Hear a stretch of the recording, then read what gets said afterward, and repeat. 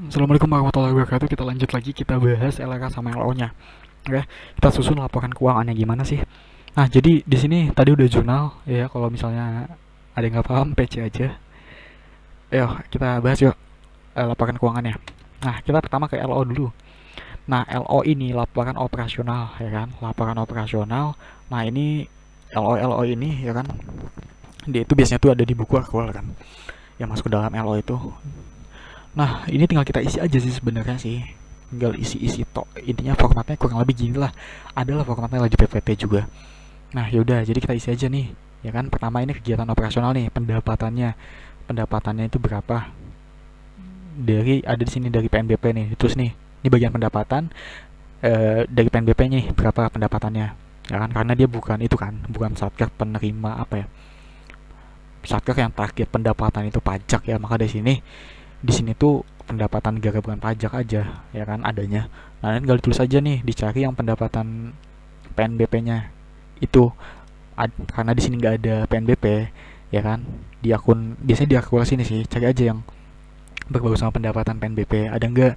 Kalau misalnya ada, ya udah kalian input ke sini ya kan, nanti jumlah PNBP-nya berapa, nanti jumlah pendapatannya ketemu kan.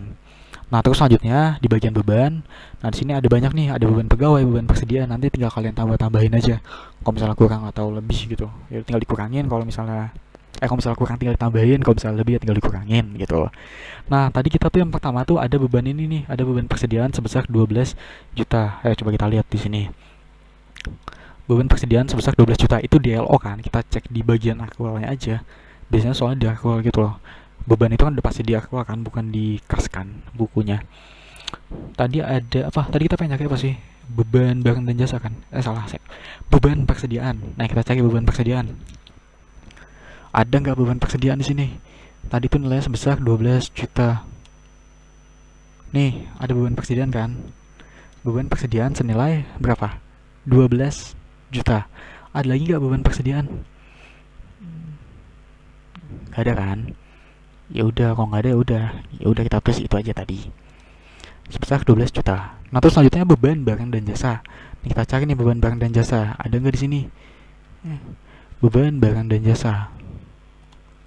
Ini tadi sebesar 16 juta sekian lah ya. 16 juta berapa nggak tahu itu. Nih, yang pertama ada nih 16 juta 900 1 juta 900 kan. Nah, ada lagi nggak beban barang dan jasa? Di bawah coba kita cari. Beban barang dan jasa. Nih, ada nih 15 juta nih beban barang dan jasa. Jadi kalau di total 1 juta 19 juta ditambah 1 juta 900 berarti 16 juta 900. Nah, sini kan. Nah, selanjutnya kita cari lagi nih beban pemeliharaan. Ada nggak di sini? Beban pemeliharaan itu tadi kok nggak salah cuma satu deh. Ada di bagian sini. Ini 80 juta ya. Beban pemeliharaan sama tadi ada dua. Sama satu lagi beban pemeliharaan tuh yang bensin-bensin itu tadi deh. Kok nggak salah deh, mana ya? Nih, sama 15 juta, berarti 95 juta kan. Nah, terus beban perjadin. Nah, beban perjadin kita tulis juga di bawah sini. Nih, beban perjadin tuh ada di bawah 20 juta kan. Ya udah kita tulis 20 juta sama beban yang diserahkan ke masyarakat sebesar 750 juta. Ini ada juga di sini. 750 juta. Nah, nanti kalau misalnya ada beban peralatan dan mesin, beban penyusutan gedung bangunan, lain-lain, itu ya kalian masukin aja, input aja, tinggal input tok. Udah.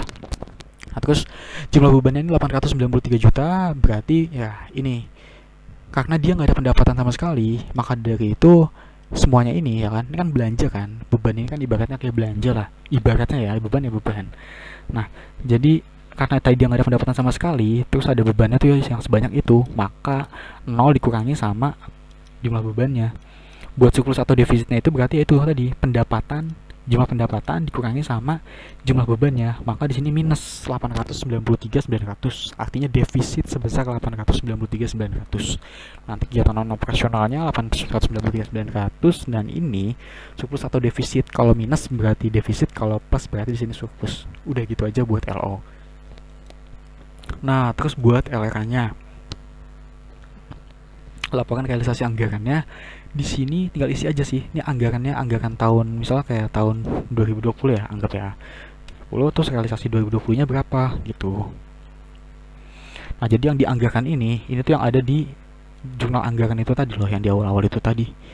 Yang ini nih, belanja pegawai, belanja barang, belanja modal nih berapa ditulis di LK ini, karena ini pendapatan kan, PNBP. Enggak, bukan pendapatan kan, pendapatannya di sini kan nggak ada kan, di kasus soal kita kan nggak ada kan, di sini cuma belanja tok kan, ya udah nggak usah kita tulis, nggak ada pendapatannya di sana. Ya udah, oke, nggak ada pendapatannya. Nah, kita masuk ke belanja nih. Nah, itu tadi kenapa di buku kas itu kita nulisnya itu nggak belanja pemeliharaan, nggak belanja apa, belanja persediaan. Kenapa? Karena itu di LK-nya itu kita nulisnya itu ya sebagai ini, belanja pegawai, belanja barang, belanja modal, akun yang 2 digit aja gitu. Nah, ini nggak tahu sih formatnya kayak gini atau enggak, tapi yang aku dapat tuh kayak gini. Tapi tadi kata bapaknya ini digabung sih, belanja modalnya itu bisa digabung di atas aja, jadi nggak usah ada belanja operasi, nggak usah ada belanja modal, jadi kayak langsung belanja tuh ya langsung semuanya itu disebutin. Tapi ya balik lagi lah ke dosen masing-masing. Nah, selanjutnya yang pertama ini belanja pegawai. Nah, tadi belanja pegawai ada tuh anggarannya nih, allotment belanja pegawai 1,15 M, ya kan. Nah, ini berarti 1,15 M. Terus belanja barang ini ada juga nih 1,25 M, ya kan. 1,25 M. Sama satu lagi ada belanja di sini apa? Belanja modal. Ya udah, kita masukin belanja modal itu ada di bawah ya di sini ya. Ini bukan di tanah sih. Ini nanti kita tulis belanja modal aja langsung ya. Ini bukan di tanah sih. Tadi itu nggak jelas tuh di apa. Ini belanja modal ini sebesar 600 juta. Ini aku asal tempatin aja di tanah. Oke. Nah, terus nanti di total nih belanjanya. Enggak, tunggu dulu. Itu kan anggarannya kan. Yang dianggarkannya berapa nih? Nah, terus realisasinya pada tahun itu kita dapat berapa sih sebenarnya? Atau kita belanja berapa sih sebenarnya? Nah, belanja pegawai ini nggak ada realisasinya, berarti nol kan.